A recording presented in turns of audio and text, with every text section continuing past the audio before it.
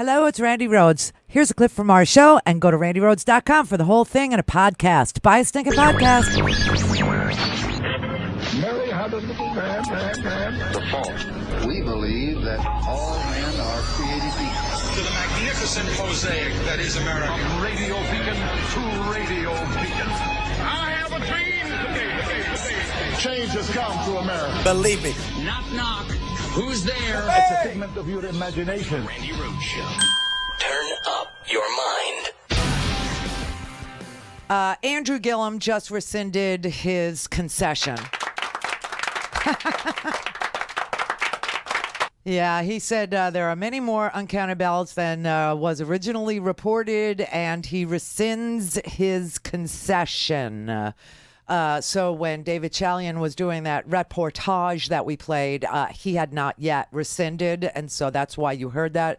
But he has since rescinded his concession, and they will go to a recount. Now, Arizona, you might be shocked to know this, but there are still 600,000 ballots out, meaning 600,000 ballots have not been counted at all in Arizona. Arizona. We know history will be made because they will have their first, female senator between Kyrsten Sinema and Martha McSally. Also close. Yes. Here, we only have, as you see there in the bottom right of the board, there 75% of the vote in. There's still a chunk of outstanding vote. By our estimation, we think there are some 600,000 votes still outstanding to be counted in this Arizona race. You see Martha McSally, the Republican, with a 17,000 vote lead here. We are expecting the biggest, the most populous county in Arizona, Maricopa County around Phoenix, to report their vote totals later today. So that should give us a sense of where this race is headed. But until we have that, which is a Sinema stronghold, that Phoenix area, we won't know exactly the status of this race. You know, it is just so interesting how all these men were breathlessly standing in front of these, magic maps on election night, and somehow they missed these stories. I mean, I vote here in Palm Beach County. Okay, this is ground zero for not having your votes count. So when I'm watching everybody breathlessly touching their magic screens and telling me it's all done and Scott won and Gillum lost and, Arizona's done and, McSally won. And, I'm sitting there going, I don't think so. I don't think that's right. And, when I tell my guys, King, what's his name? King in front of his board, he's wrong. I tell them all the time. But, you see it on TV. And if it happened on TV, if it didn't happen on TV, it didn't happen. And I'll come in the next day and I'll go, yeah, but that's not right. Whatever they said last night, that's not true. That's just not true. Okay. It isn't. That's not what's happening. And they'll tell me, well, they said it on TV. Yeah, but there's 600,000 votes that haven't yet been counted in Arizona. How does anybody make a prediction about who's going to win that race when there's 17,000 votes separating the two candidates, but 600,000 have not yet been counted? This blows my mind, okay? I just got to say. Here in Florida, I got to say 1 in 10 of the mail-ins get tossed. Provisional ballots are rampant because they don't like your signature. I mean, Scotty had to sign his name. He's 35 years old. His hands don't shake, okay? He's a young, vital buck. And here he is having to sign his name 3 freaking times to please the poll worker who's not a handwriting expert. I mean, thank God he did in-person voting because we don't know, whether or not his vote would have counted because they didn't like his first signature. They didn't like his second signature. This is ground zero for not having your vote counted. So now we got all these recounts going on for almost every single race. 2 House seats, an agriculture commissioner, the Senate race, and the governor. Arizona, not a clue. 600,000 ballots, not even counted. Georgia, they don't even have a paper trail. How are they going to do a recount? Well, they can't. And that's why they have a runoff instead. And this man that claims to have won the Georgia Goober race, who's also the Secretary of State, who just recused himself today, because there can't be a recount, right? So what the hell do I have to lose by recusing myself today to appear to be fair? Brian Kemp ran this whole dog and pony show of an election. They can't find 25,000 ballots, number one. And number two, he's 0.3 of a percentage point ahead of Stacey Abrams with all these missing ballots. I think you're going to have a revote in Georgia. I don't know. We'll see. But these are three places that are so... I mean, it's like within the proverbial, hair, okay? Separating all these candidates. Oh, my God. 0.06. 6/100ths of 1% separating a Republican from a Democrat in this here state. Oh, my God. I'm telling you, it's third world. You don't get, I look at the shootings. I look at the violence. I look at the attitude of these embittered, broken, angry men. It's an epidemic in this country. You look at the president who doesn't follow the law, who just, doesn't follow the law of succession for the attorney general of the United States of America. There is a statute, and it clearly lays out the order of succession.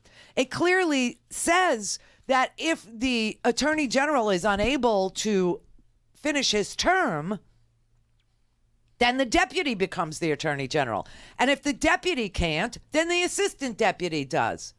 And if the assistant deputy, the solicitor general does. And if the solicitor general can't, then the assistant does. I mean, it's just a statute. It's not even long. I mean, I was pouring through these legal articles trying to understand. And then I said, you know what? I was talking to Scotty this morning. We were discussing the show. And somebody in one of the Lawfare articles, okay? They're asking the question, is the appointment constitutional, this Whitaker creature? And they cite the law, okay? They say 28 U.S.C. Section 508. So it's a clickable link. I click on this. This article is 6 pages long explaining whether or not it is or is not constitutional. So I said, you know what? Let me just read the law. This is the law. It's a quarter of a page. It's not very difficult. Here's what it says. In case of a vacancy in the office of Attorney General, or of his absence or disability, the Deputy Attorney General may exercise all the duties of that office. And for the purpose of Section 3345 of Title V, the Deputy Attorney General is the first assistant to the Attorney General. How hard is that? There's one more paragraph. When by reason of absence, disability, or vacancy in office, neither the Attorney General nor the Deputy Attorney General is available. Well, that is not the case now because we do have a deputy that's available. His name's Rod Rosenstein. But in case Rod was out, then the Associate Attorney General acts as Attorney General. The Attorney General may designate the Solicitor General. That's that Noel Francisco dude. And the Assistant Attorneys General in further order of succession. So we don't have that situation. We don't have a situation where the deputy isn't available. So that second paragraph is moot. It doesn't apply. You don't really have to read it, but I read it to you. So let's not confuse ourselves. Here is the vacancy in the office of Attorney General. The deputy takes over. This president has decided to select a staffer, somebody who's not been Senate confirmed, to have all the awesome powers of the Attorney General of the United States. This is bizarre. Even Fox, Judge Andrew Napolitano, had to try to explain to the news model this morning, you can't do this. You're saying that the guy the president has appointed is not qualified? Is not legally qualified. What does he need? I'll tell you. The president's got lawyers. They looked at that. There's only 3 ways a person can wait. Attorney General. Okay. That's it. Is one if you are the wait. I can't. The president has lawyers. The Attorney General of the United States of America is not the president's lawyer. The White House counsel is not the president's lawyer. They are the lawyers for the United States of America. The reason why we have a White House counsel is to make sure the president follows all the laws while he's in the White House. He is not the counsel to the president. That's number one. But the awesome job of the Attorney General of the United States certainly is not to be the president's personal attorney. And this man is not legally in a position to take this office because there is a deputy attorney general who's available. This is what they have to try and explain to the news models. Saying that the guy the president has appointed is not qualified? Is not legally qualified. What does he mean? I'll tell you. The president's got lawyers. They looked at that. There's only 3 ways a person can become acting attorney general. Okay. That's is 1, if you are the deputy attorney general, Rod Rosenstein. The president signs an executive order and makes you acting. 2 is if you are already in the DOJ and have a job that requires Senate confirmation and you have received confirmation. That is not the case with Matt Whitaker because he's the chief of staff. That does not require Senate confirmation. 3 is a recess appointment, which is not relevant here because the Senate is not in recess. So with deference and respect to what the president is trying to do, he has every right to have whoever he wants run the Justice Department. He has chosen someone who does not qualify under the law to be the acting attorney general. So of the he's United really States. not the acting attorney general. Which is why he did not take an oath of office.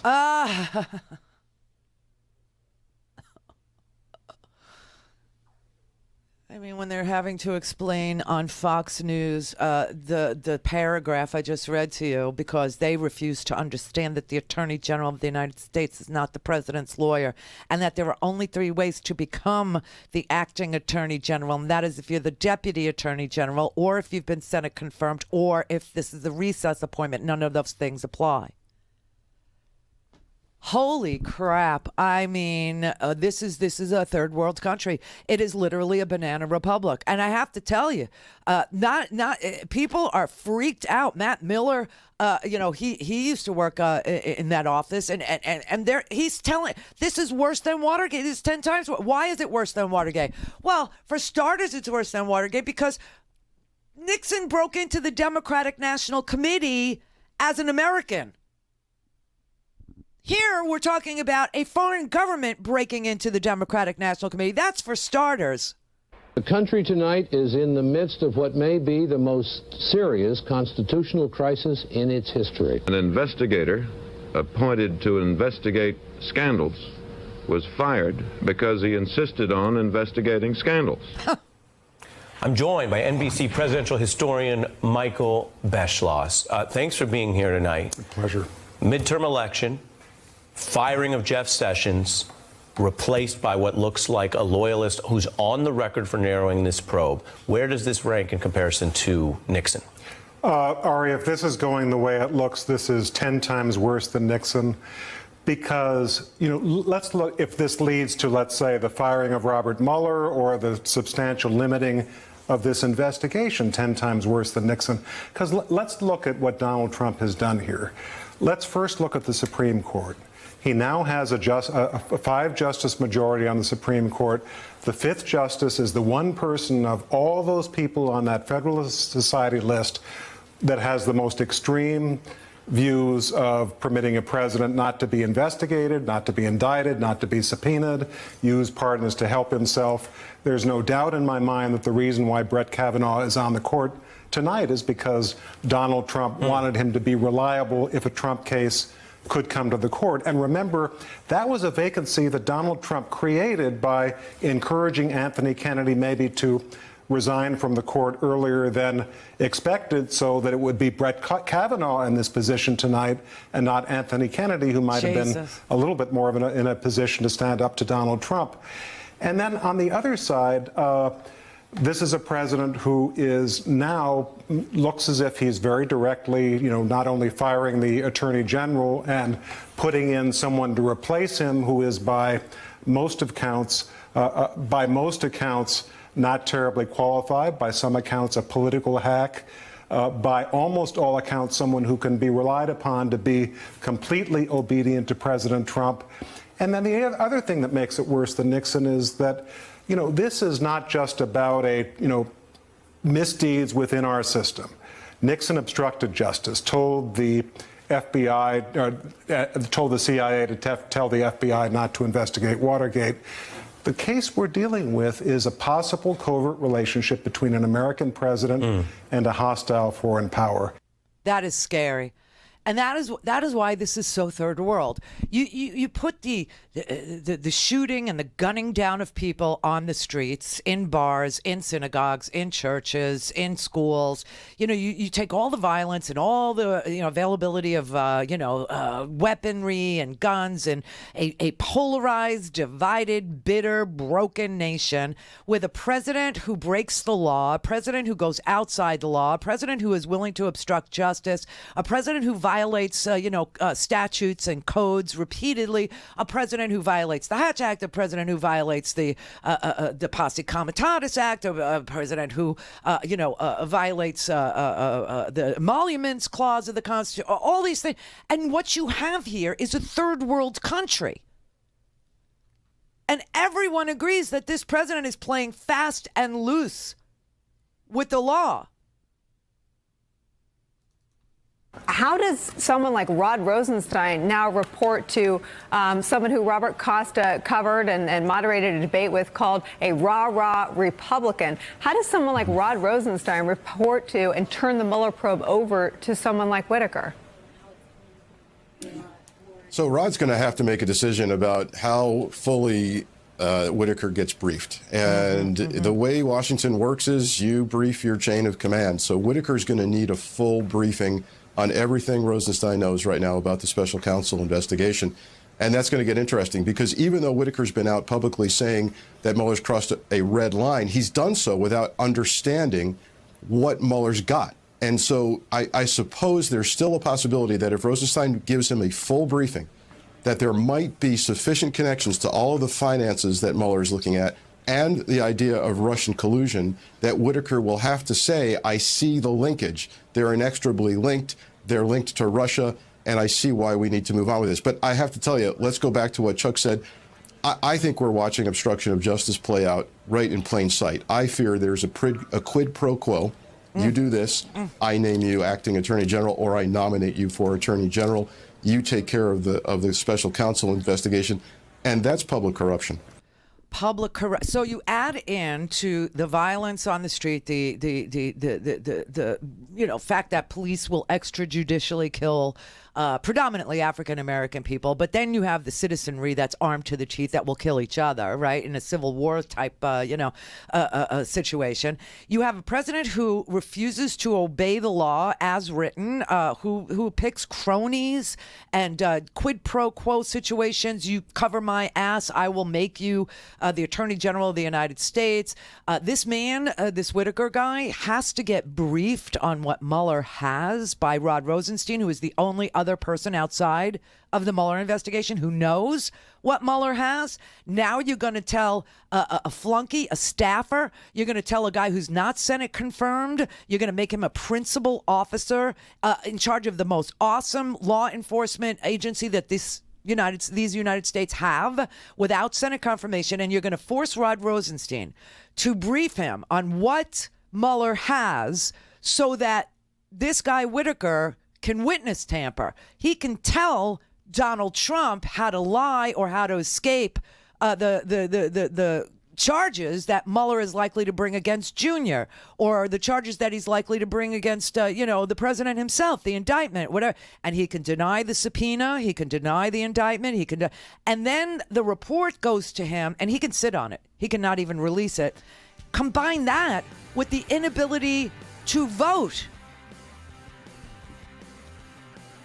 It's all here.